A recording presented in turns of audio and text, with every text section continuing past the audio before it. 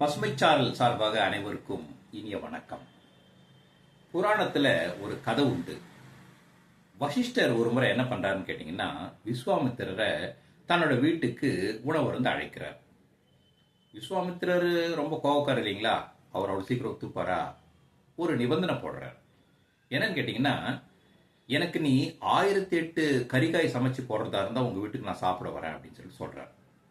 வசிஷ்டர் கொஞ்சம் சந்தேகமா பார்க்கும்போது, வசிஷ்டரோட மனைவி அருந்ததி என்ன சொல்றாங்க கேட்டீங்கன்னா, அப்படியே ஆகட்டும் அப்படின்னு சொல்லிட்டு விஸ்வாமித்திரர் கிட்ட சொல்றாங்க. அதனால விஸ்வாமித்திரரும் அவங்க வீட்டுக்கு வர சம்மதிக்கிறார். அந்த நாளும் வந்தது. அந்த அருந்ததி என்ன பண்றாங்கன்னு கேட்டீங்கன்னா, உணவு பரிமாறுறாங்க. அப்போ இலையில என்ன வைக்கிறாங்கன்னு கேட்டீங்கன்னா, முதல்ல பாகற்காயை வைக்கிறாங்க, அதுக்கப்புறம் பிரண்டையை வைக்கிறாங்க, அதுக்கப்புறம் பலாக்காயை பரிமாறுறாங்க. இறுதியா என்ன பண்றாங்கன்னு கேட்டீங்கன்னா 8 வாழைக்காவை வைக்கிறாங்க. அதுக்கப்புறம் உணவருந்த அவரை கூப்பிடுறாங்க, வந்து உக்காடுறாரு. பார்த்த உடனே அவருக்கு கோபம் அப்படியே உச்சிக்கு ஏறி போகுது. உடனே அவர் என்ன சொல்றாருன்னா, நான் என்ன சொன்னேன் உங்களுக்கு? 1008 கறிக்காய் சமைச்சு போட்டாதானே வரேன்னு சொல்லியிருந்தேன். இப்படி நீங்க கூப்பிட்டு என்னை அவமானப்படுத்துறீங்களான்னு சொல்லிட்டு ரொம்ப கோபமா பேசும்போது, ரொம்ப பணிவா வசிஷ்டரோட மனைவி அருந்ததி என்ன சொல்றாங்கன்னு கேட்டீங்கன்னா, சுவாமிகளே, நீங்கள் எல்லாவற்றையும் அறிந்தவர்தான், உங்களுக்கு தெரியாது ஒன்றும் இல்லை.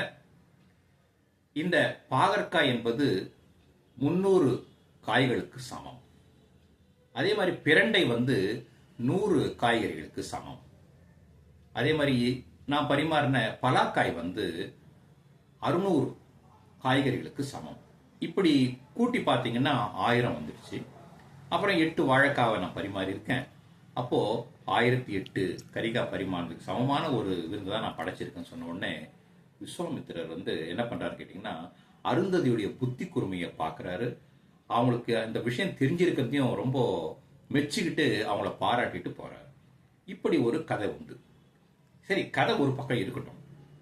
இதன் மூலமா நம்ம சொல்ல வந்த விஷயம் என்னன்னு கேட்டீங்கன்னா, அந்த காலத்திலேயே, புராண இதிகாச காலத்திலேயே இந்த காய்கறியினோட அந்த மதிப்பையும் அதனுடைய பலனையும் அது நமக்கு அளிக்கும் பயன்களையும் அறிந்திருக்கிறார்கள்.